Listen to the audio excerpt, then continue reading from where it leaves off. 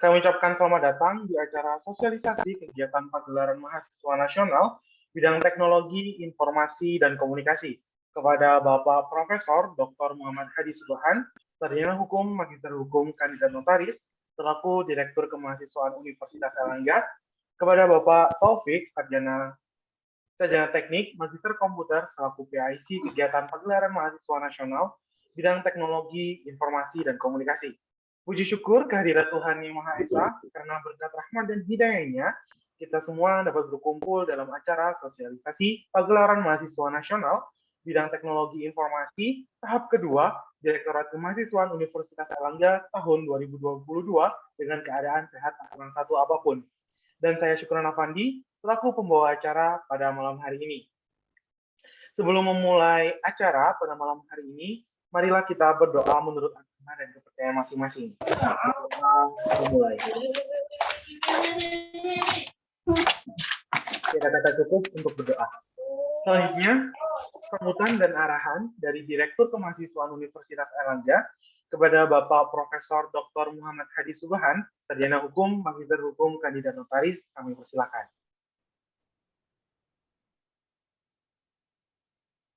Assalamualaikum, malam, salam sehat untuk kita semua. Yang saya hormati Pak Taufik selaku PIC Kemastik Universitas Erlangga, Mas Alek moderator, Pak Afri selaku Kasih Kemahasiswaan dan semua tim di Direktorat Mahasiswaan serta yang saya sangat banggakan para mahasiswa, para aktivis bidang TIK yang hadir pada malam hari ini. Ini adalah sosialisasi Kemastik ya. Tadi disebut Mas Alek pagelaran mahasiswa nasional bidang teknologi informasi dan komunikasi yang kedua ya. Yang pertama minggu lalu, kemudian saya minta untuk agar dilakukan diseminasi lagi dalam bentuk sosialisasi agar tersebar di lingkungan mahasiswa Universitas Erlangga begitu ya. Kemastik ini merupakan salah satu bidang yang digelar oleh Dikti ya melalui Puspresnas yang merupakan ajang nasional yang tidak kalah bergengsi dengan kompetisi yang lainnya ya. Ada Onmipa, ada P2MW, ada PKM Bimnas dan yang sejenisnya. Nah, salah satunya adalah Kemastik ini begitu ya. Memang namanya TIK, tetapi ada beberapa cabang lomba yang bisa diikuti oleh mahasiswa yang bukan dari TIK ini ya. Misalnya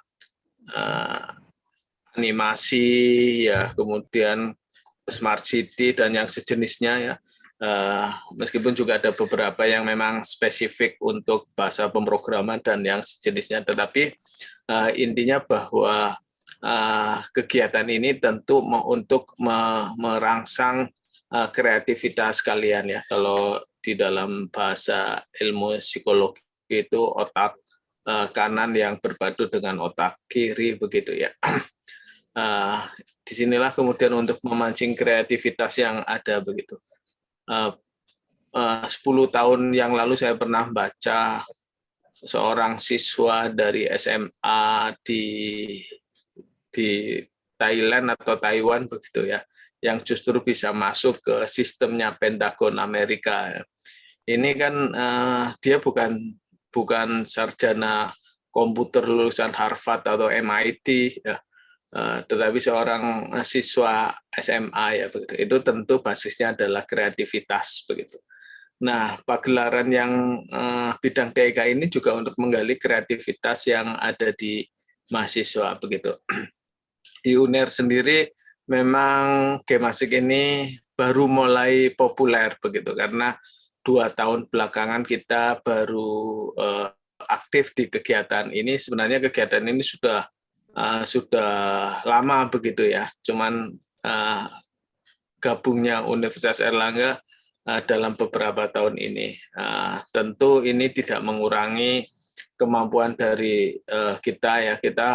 Universitas Airlangga ini salah satu universitas terkemuka di Indonesia ya. Kalau dari rankingan itu ya ranking 3 atau 4 secara nasional begitu. Ini tentu memiliki potensi yang luar biasa begitu ya.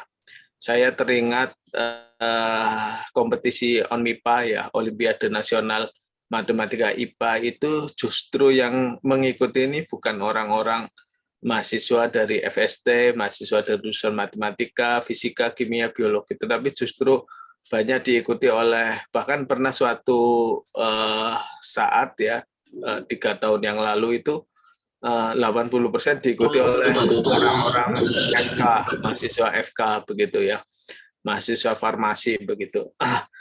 Tentu ini juga di Gemastik ini juga bagi mahasiswa yang non TIK juga bisa mengoptimalkan kreativitas tersebut. Apalagi kemudian nanti kolaborasi dengan yang basisnya TIK ya, ada S1 Sistem Informasi, ada vokasi, bahkan sekarang ada fakultas baru yang disebut Fakultas Teknologi Maju dan Multidisiplin yang di dalamnya juga kurang lebih ada irisan yang sama begitu antara bidang-bidang TIK tersebut.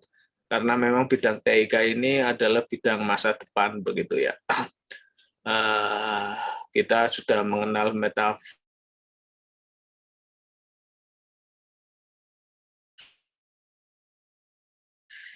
kemudian saya membaca media di mana Elon Musk itu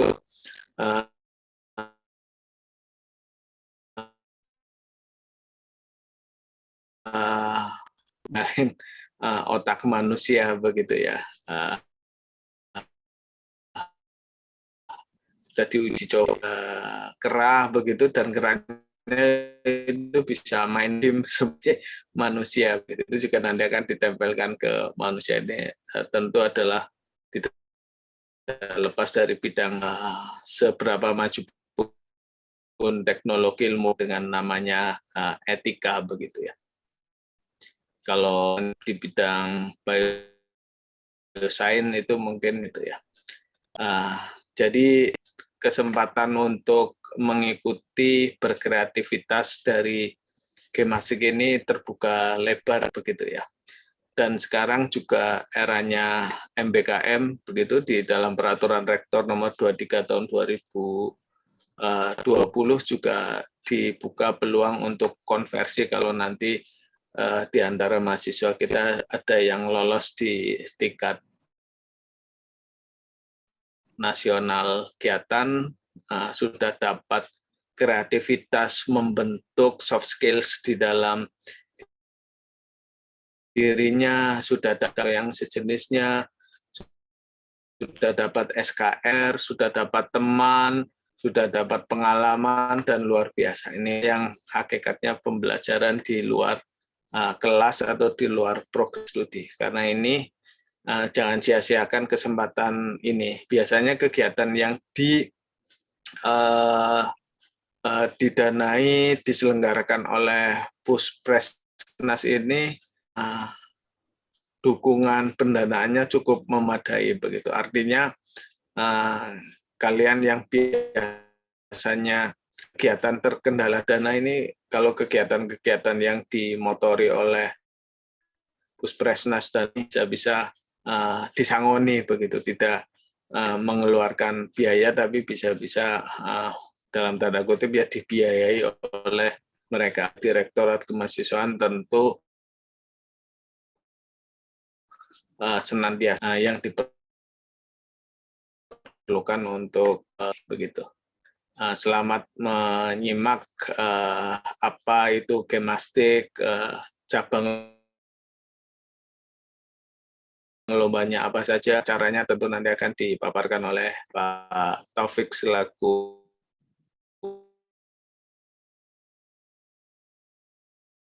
PIC. Pada Pak Taufik, pada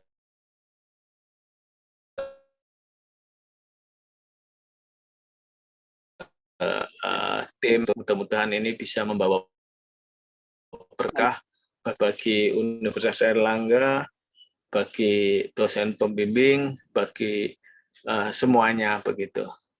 Sehingga bisa memberikan nilai tambah untuk kita semua. Sekian, wallahualam warahmatullahi wabarakatuh. Waalaikumsalam warahmatullahi wabarakatuh. Waalaikumsalam warahmatullahi wabarakatuh.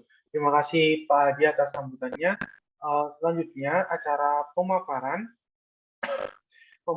kegiatan Gemastik tahun 2022 oleh PIC Gemastik Universitas Airlangga kepada Bapak Taufik, Sarjana Teknik Magister Komputer, kami persilakan. Terima kasih Mas Alek. Baik, Oh iya, sudah Pak. Oh, sudah. Mohon maaf, suara saya kedengar jadi. Okay. Mohon izin Pak Adi untuk memaparkan. Okay. Bismillahirrahmanirrahim.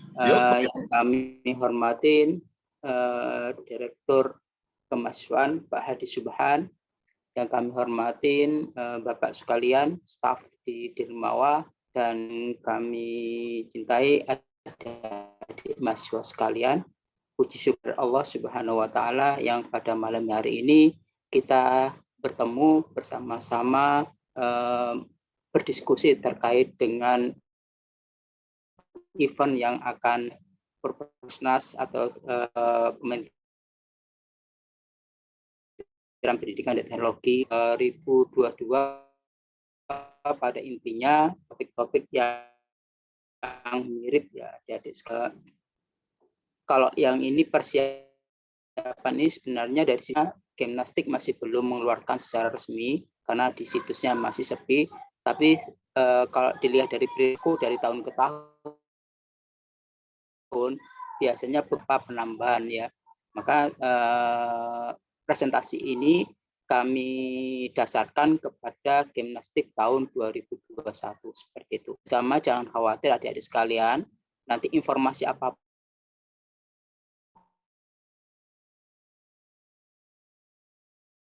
nanti akan kami share berubah berbeda jauh dari tahun-tahun sebelumnya. Nah, adik-adik sekalian, pada tahun 2021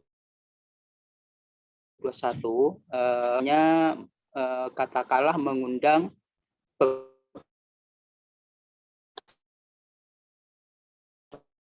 beberapa kolega, kalau Pak Hadi hanya khusus yang berbau TIK, nggih.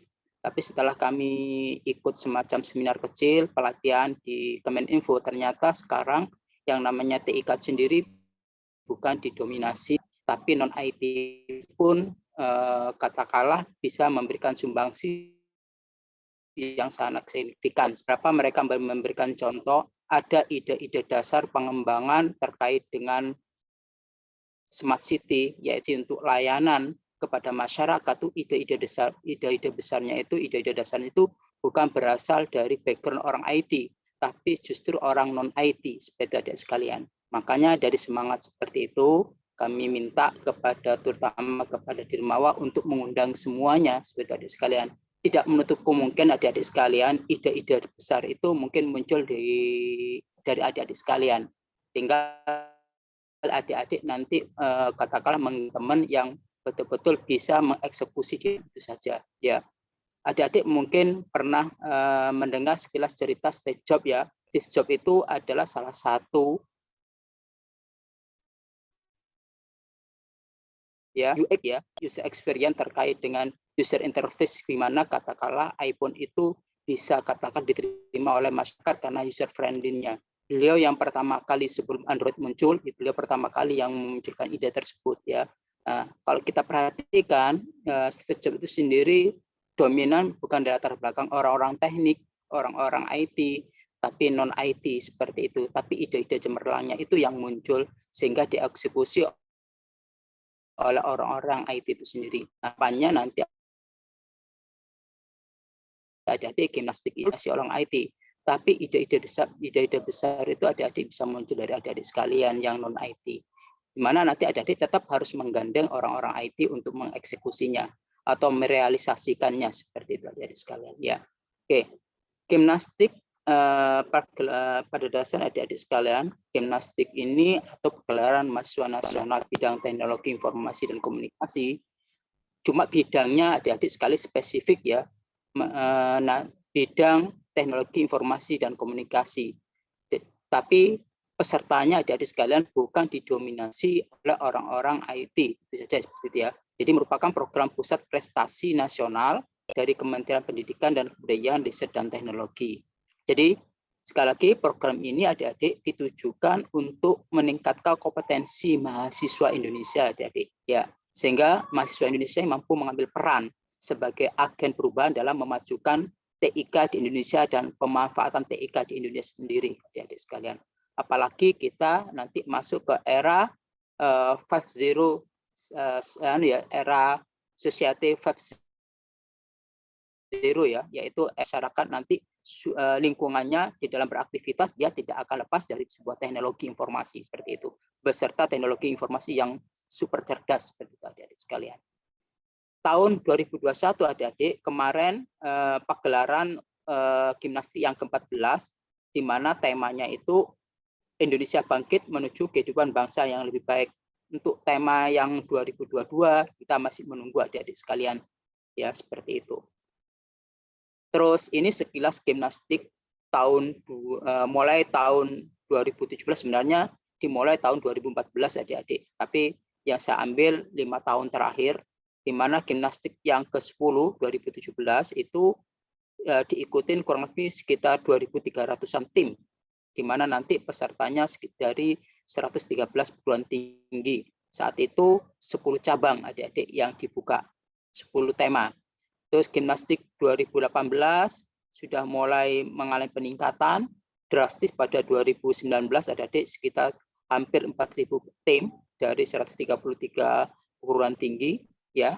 Dan yang terakhir adik-adik gimnastik mungkin 2020 ini mengalami penurunan karena saat itu kita mengalami yang namanya ini adik-adik yang namanya itu COVID nggih.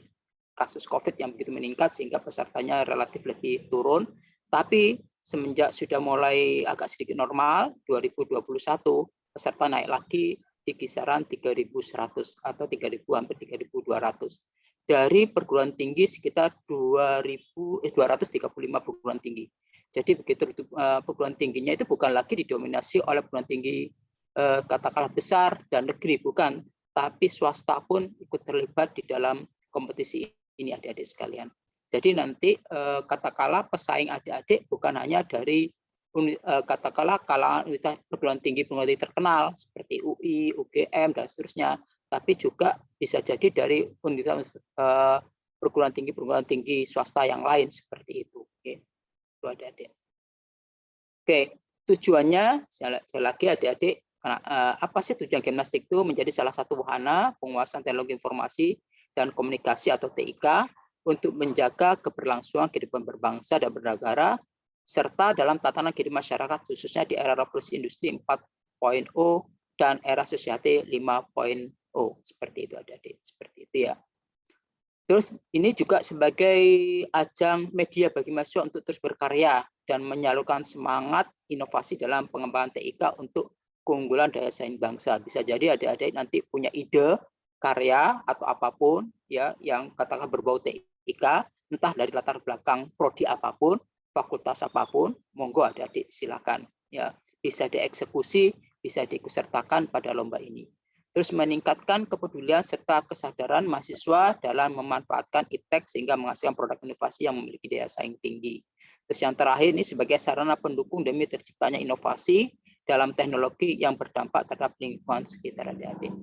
Memang target pemerintah adik-adik 2030 kita sudah katakan memiliki tenaga ahli kurang lebih hampir 1 juta orang-orang yang memiliki kompetensi bidang TIK adik-adik.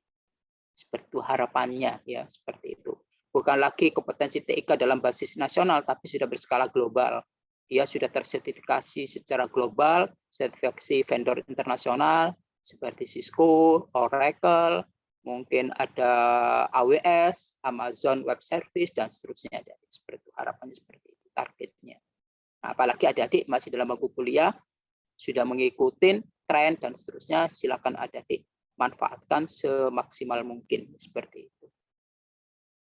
Nah, ini adik-adik cabang-cabang lomba yang akan dikompetisikan. Yang pertama itu ada 2 kelompok besar adik-adik. Yang pertama yang disebutkan dengan live kompetisi, jadi langsung dieksekusi saat itu, ya, yaitu ada pemrograman, terus ada keamanan cyber atau cyber security, dan juga ada dalam bentuk karya cipta yang adik-adik telurkan berupa ide atau mungkin prototipe dari karya cipta adik-adik yang sudah ada saat ini, tinggal dipoles sedikit, ya, seperti itu. Salah satunya adalah penambahan data mining, ada desain pengalaman pengguna, UX design, ini adik-adik ya, animasi, terus ada smart city, ada karya tulis ilmiah TIK atau ICT scientific paper, terus juga ada pengembangan perangkat lunak, software development, ada piranti cerdas, sistem benam, and IoT, smart device, embedded system, and IoT. Jadi, terus yang ke-8 ini pengembangan aplikasi permainan, game development, dan yang terakhir adalah pengembangan bisnis berbasis TIK, adik-adik. ICT Business Development. Nah, ini.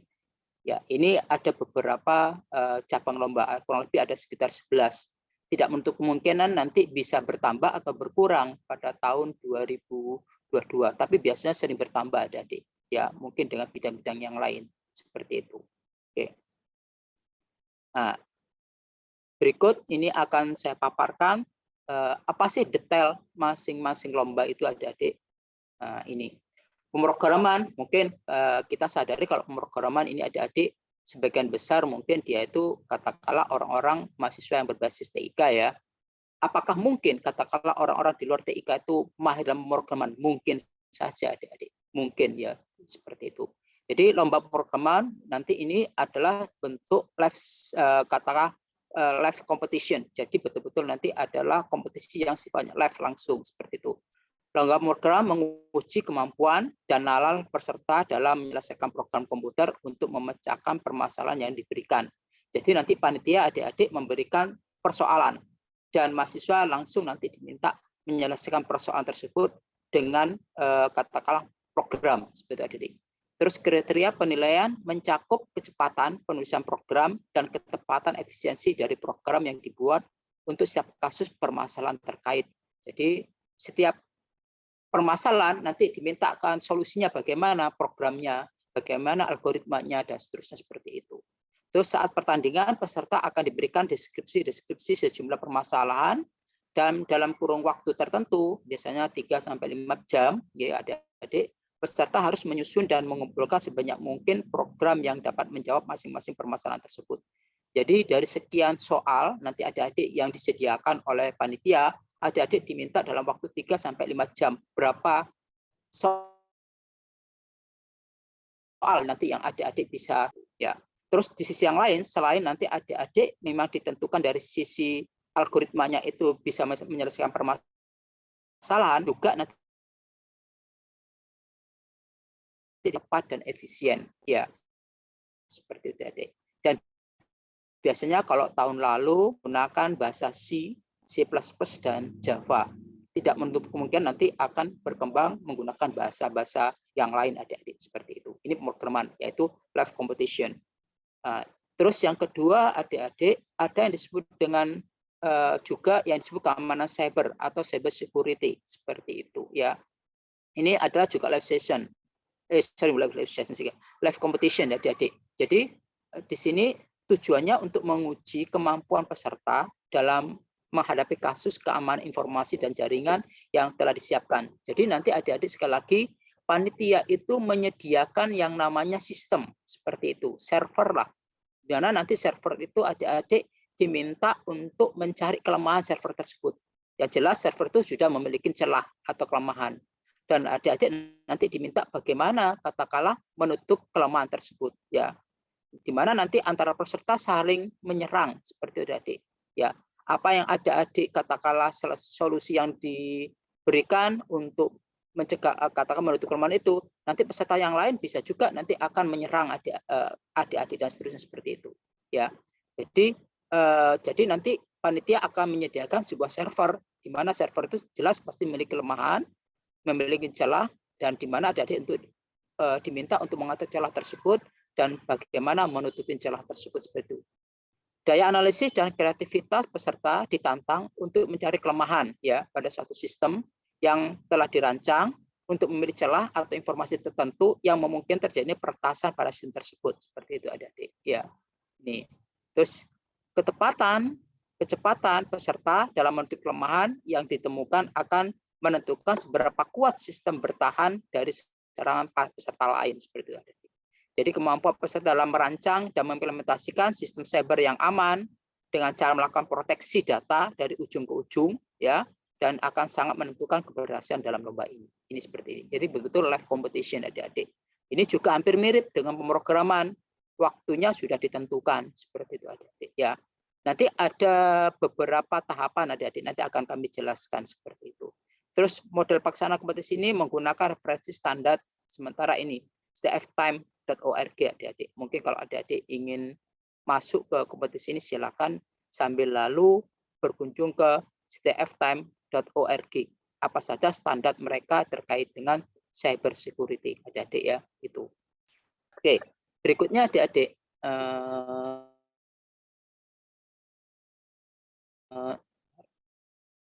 data mining. Data mining ini bahasanya penambangan data. Sekali lagi sekarang itu yang namanya big data analisis itu begitu perkembangannya di peluang katakanlah butuh ahli terkait dengan pengolahan big data dan analisisnya itu banyak sekali dibutuhkan saat ini adik-adik ya seperti itu. Jadi jenis data yang akan ditambang bisa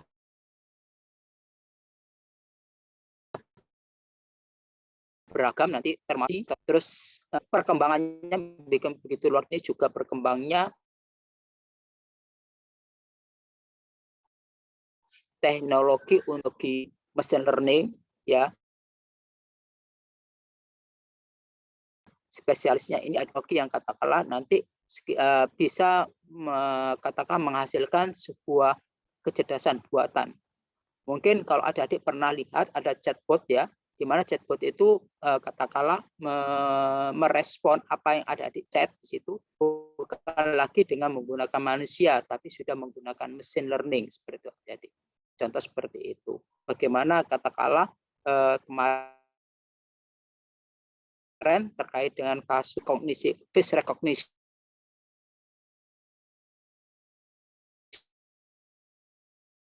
adik-adik dari ya, pada 21 ini tahun lalu adik-adik yang digunakan adalah korpus teks bahasa Indonesia. Nah, jadi korpus teks bahasa Indonesia yang bisa diakses oleh internet sehingga proses penambahan teks yang penting untuk dilakukan. Sekali lagi, kenapa kok korpus teks bahasa Indonesia setidaknya nanti manfaat yang bisa diperoleh dari korpus teks bahasa Indonesia advertising, ya pembelajaran di tingkat pendidikan dan seterusnya, di mana nanti bukan lagi dominasi oleh manusia, tapi juga oleh mesin, di mana mesin ini bisa mengerti korpus bahasa Indonesia. Harapannya seperti itu. Bisa jadi nanti di dalam layanan-layanan masyarakat, adik-adik pada saat masyarakat bertanya, ya melakukan bukan lagi dilayani oleh manusia, tapi nanti mesin yang akan melayani. Tujuannya bisa salah satu seperti data mining, korpus ini korpus teks bahasa Indonesia ini adik-adik. Terus nanti gimnastik pada 21 ini adik-adik karena dia itu konteksnya itu katakanlah memining korpus teks bahasa Indonesia, mereka bekerja sama dengan Masyarakat Komputasional Indonesia Malkin, atau mungkin adik-adik situsnya ada di inacl.id itu adik-adik seperti itu. Tapi 2022 apakah sama topiknya? Wallahualam, karena sampai saat ini masih belum ada informasi lebih lanjut.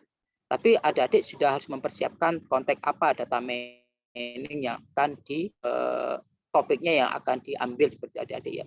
Tapi biasanya sekali lagi tidak jauh berbeda dari tahun sebelumnya, seperti ya, seperti itu. Oke, berikutnya adik-adik itu ya ini desain pengguna atau user experience design seperti itu adik-adik.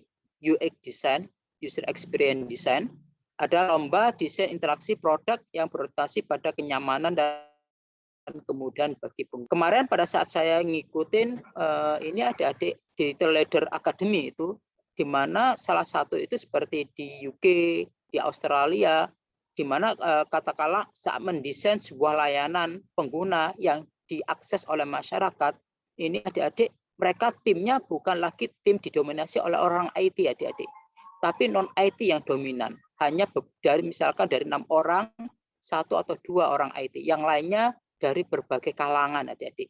Ada yang dari sosial, ada yang dari ekonomi, ada yang dari psikologi dan seterusnya. Di dalam tim, di dalam yang mengembangkan UX design ini. Jadi betul-betul UX design pemerintah mereka betul-betul sesuai dengan kebutuhan masyarakat.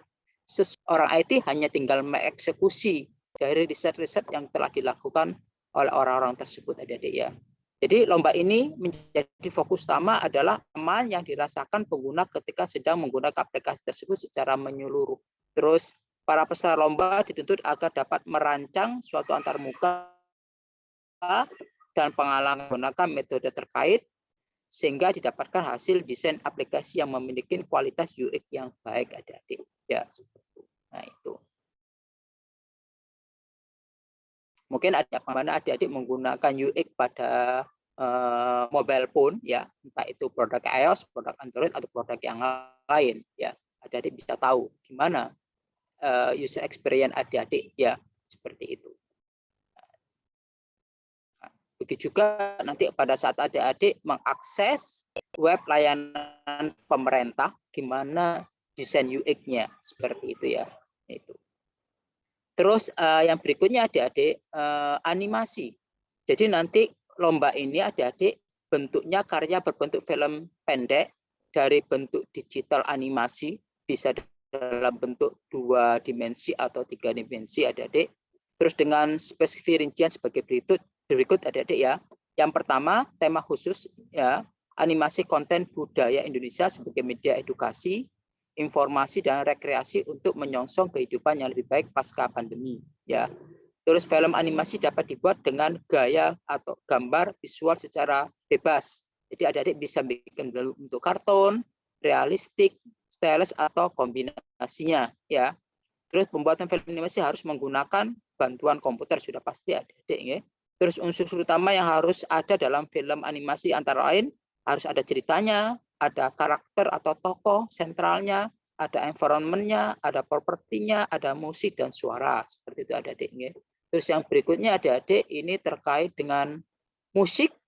Nah, sekali lagi musik dan suara harus mengandung konteks atau ciri khas identitas keindonesiaan. Mungkin adik-adik bisa ada suara musik ini yang berasal dari beberapa daerah punya khas alat musik ya, mungkin lagu-lagu daerah dan seterusnya seperti itu. Suara harus bersifat orisinil, bukan yang sudah ada, tapi adik-adik bikin sendiri atau karya sendiri. Tidak boleh mengambil klip atau plugin yang sudah ada. Terus perujukan karakter tokoh bersifat bebas. Boleh berbentuk manusia atau fabel,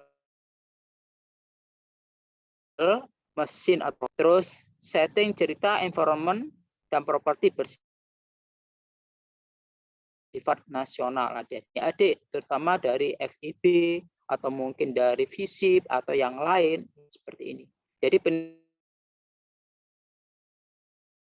peneliti bertanya terkait kalau adik-adik punya kreativitas sendiri sudah terbiasa membuat anime, boleh, nggak apa-apa adik bisa diikut serta adik ya. Seperti berikutnya adalah ini smart city ini adik-adik. Nah, ini smart city ini juga katakanlah sesuatu yang mungkin lagi in ini adik-adik ya. Kalau bicara tentang smart city adik-adik, CODAS atau smart city adalah suatu konsep mengenai pemanfaatan masyarakat, ya. Jadi pada dasarnya apalagi Indonesia sekarang itu sudah masuk ke yang disebut menuju ke one data, adik-adik. Jadi pemerintah pusat itu nanti memiliki yang disebut dengan data sentral, one data. Di bidang masing-masing, kesehatan ada, ekonomi ada, dan seterusnya, adik-adik. Di mana nanti ada beberapa data yang di-share ke masyarakat, memanfaatkan data yang di-share oleh pemerintah tersebut, baik itu corporate, individu, atau apapun, untuk kesejahteraan masyarakat, seperti itu, adik-adik. Nah, salah satunya ini nanti bagaimana adik-adik nanti katakan sebuah ide pemanfaatan data untuk si kota cerdas dirancang guna melayani dan membantu berbagai kegiatan masyarakat, terutama dalam mengelola sumber daya, berikan kemudahan akses informasi pada masyarakat. Apalagi ada adik-adik yang bekerja di prodi terkait dengan publik, ya, itu lagi layanan, servis, itu betul-betul bisa masuk ke sini. Berbagai macam data yang informasi dapat dikumpulkan dari dianalisis oleh aplikasi cerdas, dapat diakses oleh berbagai data. Terus Smart City juga memerlukan proses bisnis. Ini adalah bentuk karya cipta. Ini bisa dalam bentuk prototip nanti ada. Jadi seperti itu. Yang terpenting adalah ide, apakah ide itu masuk akal dan seterusnya. Dan terus berikutnya karya tulis ilmiah. Jadi mendorong sebuah karya tulis mahasiswa dalam bentuk penuangan gagasan atau ide kreatif yang bersifat visioner dan implementatif. Visioner mencari solusi atas permasalahan bangsa yang siap terbit dengan mengikutinya. Seperti adik-adik, ini umum. Seperti PKM ya pada TIK. Seperti adik-adik. Problem yang ada di masyarakat itu bisa dicarikan solusi dengan pendekatan TIK. Pernah dengar ini ya, semacam apa itu aplikasi yang bisa katakanlah share terkait dengan fasilitas umum, adik-adik. Itu salah satu yang ada di UK karya bukan lagi orang-orang IT.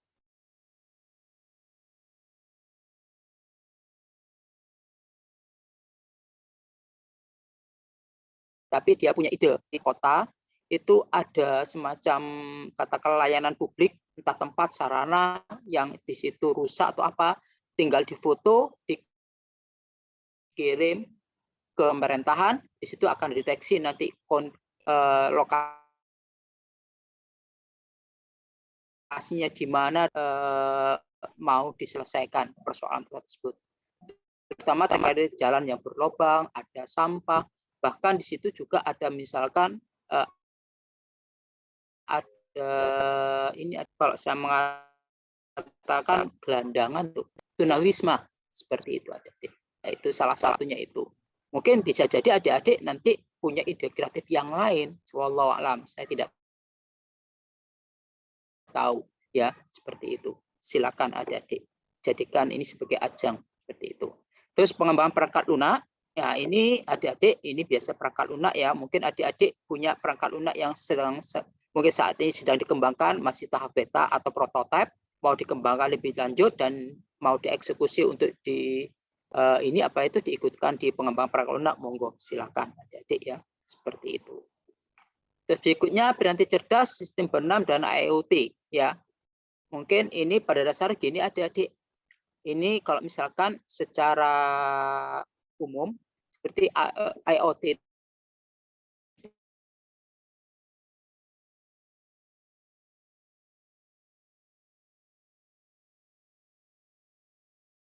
itu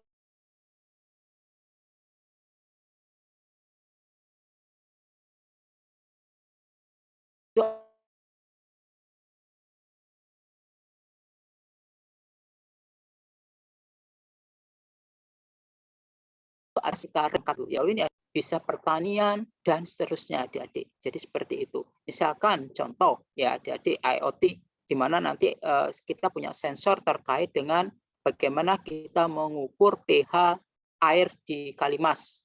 Seperti itu. Ya. Nah, di situ nanti ada IoT dipasang di situ. Dari situ data akan mengalir, diolah sehingga nanti bisa tahu nanti statistik dari pH air yang ada di Surabaya dan seterusnya. Atau mungkin adik-adik mungkin ada perangkat yang ada katakanlah masuk di bidang edukasi juga sama adik-adik.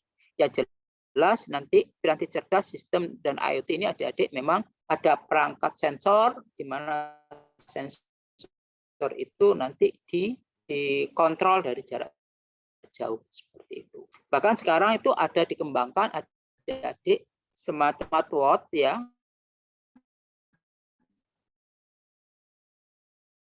Di mana orang tua itu kalau misalkan jalan-jalan, kalau misalkan dia itu katakan terkena serangan jantung ya, misalkan dengan analisis dia akan replay informasi atau pihak terkait bahkan ke keluarga seperti itu ada. Ini salah satu contoh ya, ini contoh. Bahkan ada yang disebut dengan billboard. Billboard itu semacam iklan umum dan dia bisa memantau komunitas siapa yang melihat dan nanti bisa memprediksi kira-kira dengan wajah seperti ini kalau iklan bentuk iklan yang cocok bagi mereka. Jadi bisa jadi adik-adik sekarang ada yang disebut dengan penyempurnaan semacam ini adik-adik ya tilang elektronik ya menggunakan CCTV dan seterusnya. Silakan adik-adik. Ini salah satu contoh kalau misalkan IoT itu seperti itu. Oke. Jadi nanti jadi pada dasarnya nanti tujuannya itu adalah adik ya terkait dengan IoT ini piranti ini dibangun terus merupakan elemen sistem keterhubungan yang diharapkan dapat memberikan manfaat bagi peningkatan kesejahteraan masyarakat dalam bidang pertanian adik-adik seperti itu. Bisa perkebunan, kehutanan, peternakan, perikanan, kelautan ya, peningkatan produksi pangan, sistem logistik, pembangkitan dan penghematan energi dan seterusnya adik-adik. Silakan adik, terutama yang lagi in di kota itu terkait dengan healthcare ya, yaitu layanan kesehatan adik-adik. Silakan berinovasi seperti itu. Oke. Nah, sekarang lagi ini adik-adik sekarang lagi gencar-gencarnya terkait dengan peralihan sistem pembayaran tol ya, yang dulu menggunakan yang namanya kata e-tol yang harus ditempelkan, sekarang sudah tanpa nempel free flow ya. Silakan adik-adik bisa berkarya di situ, berkreasi di situ. Kira-kira apa yang bisa ditawarkan ya. Oke. Terus ada lagi pengembang aplikasi permainan. Nah, ini adik-adik siapa yang tidak suka permainan ya, seperti itu. Jadi pada dasarnya ini nanti penitik beratnya kepada memperlihatkan sisi pendidikan, mempunyai dampak dan manfaat sekaligus mengandung unsur menghibur. Adik-adik itu utama itu ya. Jadi permainan itu sekali lagi dia memiliki sisi pendidikannya, mempunyai hak dan manfaat sekaligus mengandung unsur menghibur, ya entertain value dari sebuah permainan. Temanya nanti adik-adik di sini kalau yang gimnastik ke-14 tahun kemarin, jadi edukasi dan etika berlalu lintas kepada anak, edukasi dan pengembangan diri pada anak berkebutuhan khusus, edukasi dan untuk kecintaan pada seni dan budaya Nusantara. Itu tema-tema. Tapi insya Allah nggak sekali lagi tema-temanya tidak akan jauh berbeda. Ya seperti itu. Terus adik-adik pengembangan bisnis TIK. Jadi mengembangkan bisnis berbasis TIK adik-adik. Mungkin tidak akan saya katakanlah ceritakan lebih lanjut ya. Mungkin bisa jadi adik-adik mungkin sekarang punya ide startup. Boleh, nggak apa-apa. Ide itu muncul dari siapapun, bukan harus dari orang IT. Sekali lagi ya, bisa dari fakultas hukum, ya, bisa juga mungkin dia itu akan katakanlah menciptakan startup yang terkait dengan layanan hukum, konsultasi dan seterusnya. Kalau kedokteran sudah ada, adik-adik ya. Bisa juga dari katakanlah dari FIB atau visit terkait dengan ide-ide misalkan ini apa itu virtual tour pada suatu objek wisata tertentu dan seterusnya bisa manfaatkan ini seperti itu. Yang jelas ini ada beberapa syarat adik-adik yang perlu Anda ketahui terkait dengan pengembangan bisnis TIK. Lomba ini akan menyeleksi ide pengembangan bisnis dalam bentuk ringkasan eksekutif, rencana bisnis, dan kompetisi produk beserta proyeksi bisnisnya dalam bentuk MVP atau minimum atau jadi yang dikatakan minimum viable product adalah sebuah produk yang memenuhi kebutuhan dasar yang belum terlalu canggih namun masih memiliki nilai guna yang tinggi seperti itu. Ini bisa adik-adik ini manfaatkan ya seperti itu. Terus ini adik-adik berikutnya ketentuan lomba ini tadi yang terakhir secara umum seperti adik-adik ya. Jadi dalam lomba itu tim sekali lagi ya adik-adik ya. Semua topik yang tadi sifatnya tim. Jadi setiap satu tim peserta terdiri dari maksimum 3 orang mahasiswa. Seperti itu adik-adik ya. Terus ini adik-adik untuk lomba tadi itu bukan 1-2, tapi yang karya kreasi tadi, karya yang diikutsertakan tidak diperkenankan mengandung radikalisme, asusila dan plagiarisme, serta belum pernah mendapatkan juara pada kompetisi lainnya. Seperti itu. Ya, terus nanti sistem seleksinya adik-adik,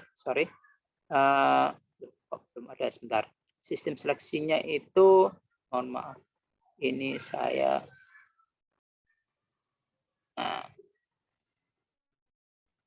sistem seleksinya adik-adik seperti ini.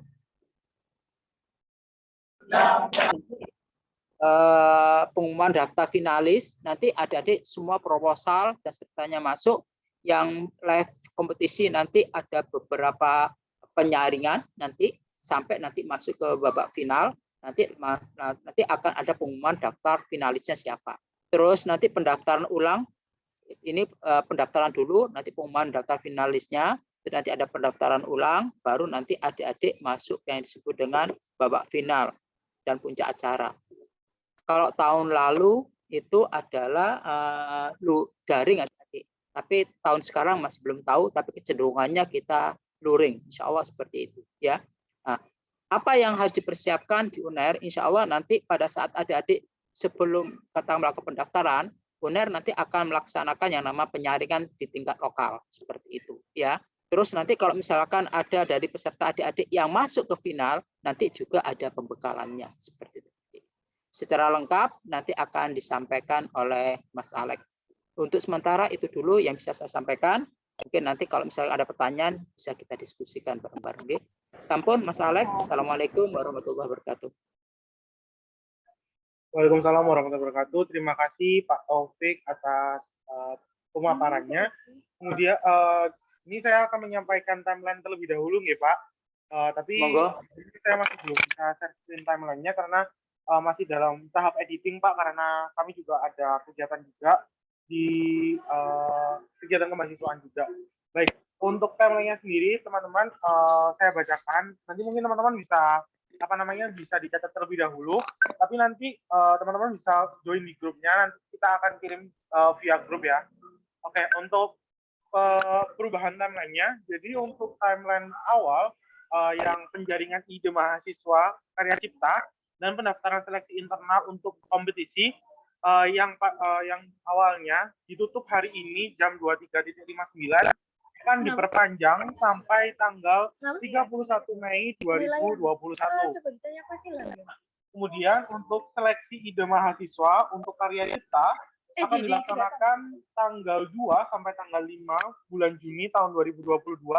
Kemudian untuk seleksi internal kompetisi untuk live coding akan dilaksanakan pada tanggal 4 Juni 2022 yang bertepatan pada hari Sabtu.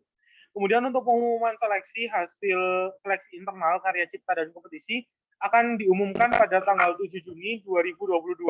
Kemudian setelah itu kita akan mengadakan pembekalan dan pembuatan proposal untuk karya cipta. Baik. Sambil menunggu timeline yang akan saya share screen, apakah dari teman-teman ada yang ingin ditanyakan? Messi Pak, izin bertanya, bisa diulang lagi tadi timelinenya? Oke, baik, siap. Benar ya. Saya share screen terlebih dahulu.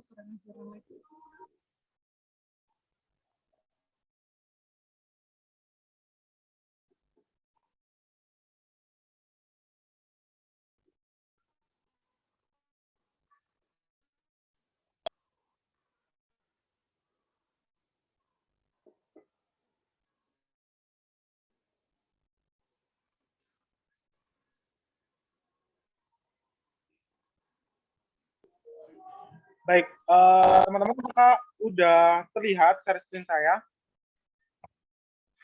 Sudah. Baik, Sudah, Mas. untuk saya ulangi lagi. Jadi ini untuk sosialisasi tahap kedua kita laksanakan hari ini. Untuk sosialisasi Gemasik pada tahap pertama dilaksanakan pada tanggal 10 Mei kemarin. Nah, kemudian untuk penjaringan ide mahasiswa, untuk karya cipta dan pendaftaran seleksi internal untuk bidang kompetisi dilaksanakan pada tanggal 10 Mei sampai tanggal 31 Mei 2022. Selanjutnya, seleksi ide mahasiswa untuk karya cipta, karena kita akan menjaring ide dari mahasiswa, itu dimulai pada tanggal 2 sampai tanggal 5 Juni 2022. Kemudian akan dilaksanakan seleksi internal kompetisi secara daring, tanggal 4 Juni 2022 bertepatan pada hari Sabtu. Selanjutnya, pengumuman hasil seleksi internal karya cipta dan kompetisi pada tanggal 7 Juni tahun 2022, dan yang terakhir adalah pembekalan dan pembuatan proposal akan dilaksanakan pada tanggal 8 Juni 2022 sampai selesai.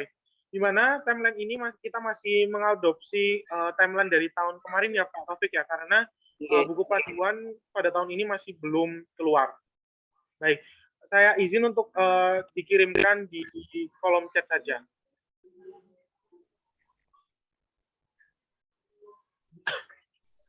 Baik, untuk info-info lebih lanjut, teman-teman bisa di-follow Instagramnya ditmawa_uner. Maksud saya ditmawa.uner, teman-teman. Baik, untuk teman-teman yang ingin bertanya dipersilakan ya. Mungkin ada yang masih bingung terkait kompetisinya, bisa langsung ditanyakan karena di sini ada Pak Taufik selaku PIC dari Gemasik. Apakah ada yang ingin ditanyakan, teman-teman? Baik, mohon izin bertanya Pak Taufik, untuk PPT-nya apakah boleh di-share ya Pak Taufik? Ada Fikri Yoma ini, insya Allah. Baik. Nanti saya grup WA. Oh, siap-siap. Baik, teman-teman bisa join di grup WA ya, untuk PPT-nya nanti akan di-share di grup WA. Baik, di sini udah ada yang present Pak Taufik dari Fikri Yoma. Silakan Mas Fikri untuk langsung di-unmute saja. Oke, baik. Terima kasih Mas Alex selaku Ditmawa, dan selamat malam Pak Taufik dan teman-teman. Saya izin bertanya terkait untuk seleksi internal untuk divisi data mining ya. Untuk data mining itu untuk bidang yang yang dikerjakan itu temanya itu kan waktu tahun lalu kan korpus teks bahasa Indonesia. Nah, untuk yang seleksi internal ini apakah menggunakan tema tersebut ataukah tema yang kita buat? Karena tema untuk tahun ini kan belum ada gitu Pak. Jadi apakah kita harus mengarang sendiri ataukah sudah ada ketentuannya? Terima kasih. Baik. Oke, monggo Pak Taufik. pakai tema umum saja Mas. Nggih, monggo pakai tema umum, tapi nanti tema-tema tersebut setidak-tidaknya katakanlah sudah jelas mengarah kepada perbaikan kehidupan bangsa. Ya seperti itu, terserah tema apa saja terserah. Tapi yang jelas yang dipentingkan adalah nanti kejelasan metode adik-adik yang pakai, terus katakanlah data apa saja nanti yang mau di mining dan seterusnya seperti itu aja. Oke. Sampai saat ini masih belum ada kejelasan topik yang tapi biasanya adik-adik tidak jauh berbeda dari topik yang sebelumnya, mirip-mirip saja seperti itu. Tapi kata kuncinya yang bisa diambil adalah katakanlah mining itu kata luaran akhir dari mining itu adalah bermanfaat bagi masyarakat bangsa, masyarakat Indonesia, bukan untuk global tapi Indonesia khususnya, terkait dengan problem yang persoalan yang terjadi yang terjadi di Indonesia, bagaimana bisa katakanlah mining ini bisa memberikan solusi itu sendiri ya. Adik-adik nanti bisa bidang katakanlah ekonomi, bisa pendidikan, bisa budaya dan seterusnya, terserah seperti itu. Oke. Yang jelas tema besarnya itu adik-adik, oke, seperti itu ada. Ya mudah-mudahan dalam waktu dekat ini sudah ada pengumuman. Kami menunggu-nunggu ini sampai saat ini karena biar jelas katakanlah apa yang adik-adik kerjakan ya, biar jelas seperti itu. Andai kata adik-adik ada perubahan sedikit, mungkin katakanlah nanti kita mengambil dari perspektif yang sedikit berbeda, tapi masih berkaitan dengan tema tersebut. Bahasanya digatok-gatok noise, bahasa kayak begitu ya. Kalau misalkan tapi tidak akan merubah secara radikal dari ide adik-adik, seperti itu aja, seperti itu, oke? Jelas nggih? Ya Pak, jelas. Kalau Oke. boleh izin bertanya lagi Pak. Boleh, silakan.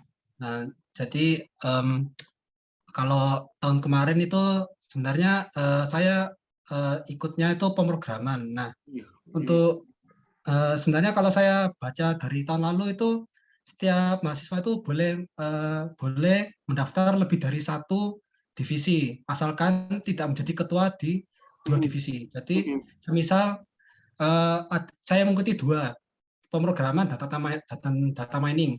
Saya dua-duanya jadi ketua, itu enggak boleh. Tapi taruhlah kalau saya satu ketua di pemrograman, kalau yang data mining itu anggota, itu baru boleh Pak.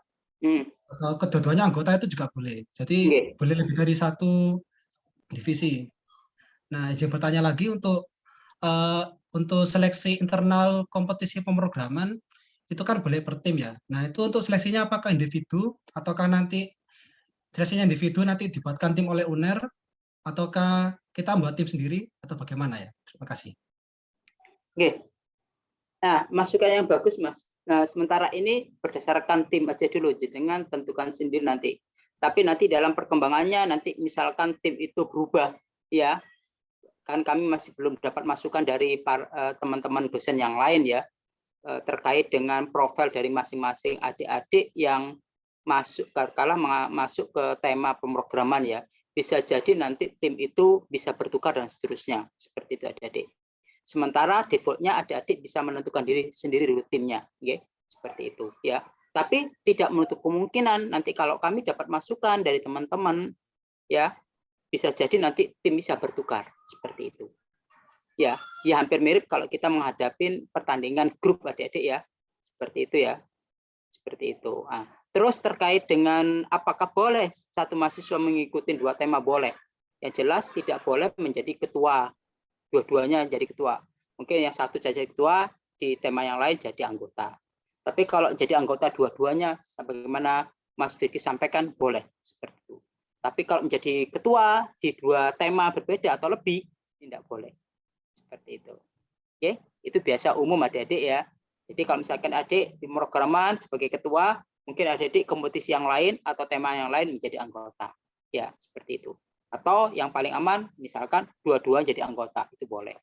Tapi kalau dua-duanya jadi ketua, ini enggak boleh, enggak ada. Itu umum sudah seperti itu. Oke? Seperti itu. Oke, pripun Mas Fikri?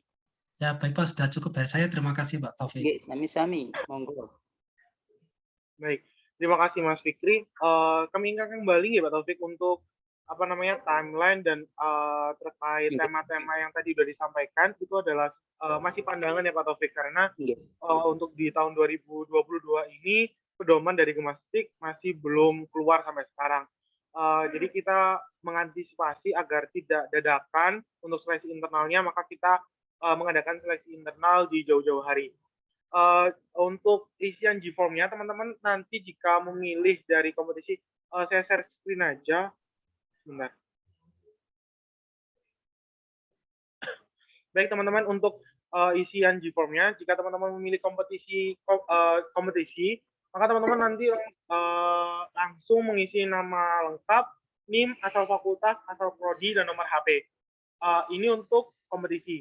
Kemudian jika teman-teman mengisi untuk karya cipta, maka di sini isiannya agak sedikit berbeda. Di sini yang dicantumkan sementara adalah nama ketua kelompok terlebih dahulu, NIM ketua kelompok, dosen pembimbing. Nah, dosen pembimbing ini harapannya teman-teman sudah mempunyai dosen pembimbing ya Pak Taufik. Jika masih saran dari teman-teman, siapa sih yang teman-teman bidik sebagai dosen pembimbing dari teman-teman. Kemudian di sini nomor HP dari ketuanya, ketua tim, dan di sini judul gagasan dan abstrak atau gambaran umum gagasan ide. Nah, mungkin Pak Taufik bisa dijelaskan terlebih dahulu untuk abstrak atau gambaran ide yang dimaksud untuk diseleksi internal itu seperti apa nih Pak Taufik? Oke, secara umum gini aja, abstrak itu ya seperti abstrak pada penulisan karya ilmiah yang lain secara global saja, adik-adik ya. Misalkan latar belakangnya apa, tujuan utamanya apa, terus manfaat nanti yang akan diperoleh oleh masyarakat itu apa, terus nanti bicara terkait dengan kalau saya mengatakan rencana operasional, bentuk operasional kayak apa sih, seperti itu, seperti prosesnya secara global saja seperti itu ya. Baik. Itu aja. Baik. Jadi untuk tema untuk seleksi internal ini masih tema global nih Pak Taufik, tidak ada tema khusus untuk seleksi internal ini.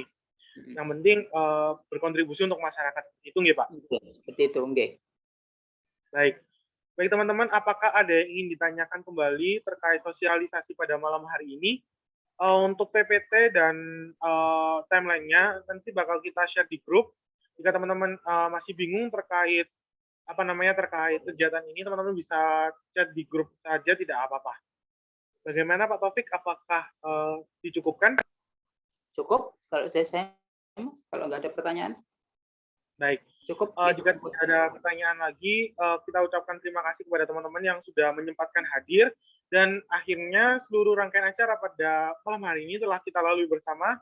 Semoga acara sosialisasi kegiatan pagelaran mahasiswa nasional bidang teknologi informasi dan komunikasi senantiasa membawa manfaat bagi kita semua dan membawa pada masa depan yang lebih gemilang. Semoga dengan adanya kegiatan ini bisa menambah delegasi Universitas Airlangga dan memperoleh prestasi untuk kampus di Timur Jawa DIPA Universitas Airlangga. Saya Sukron Novandi mengucapkan terima kasih atas perhatiannya, dan jangan lupa untuk follow ditmawa.uner untuk informasi kegiatan kemahasiswaan lainnya, beasiswa, dan sebagainya. Mohon maaf apabila ada tutur kata yang kurang berkenan yang menimbulkan ketidaknyamanan Anda. Wassalamualaikum warahmatullahi wabarakatuh. Sampai jumpa di sosialisasi berikutnya. Terima kasih Pak Taufik dan terima kasih Pak Hadi. Teman-teman sekalian. Assalamualaikum. Waalaikumsalam. Terima kasih Pak Taufik. Nggih, sami-sami. Pak Hadi pamit.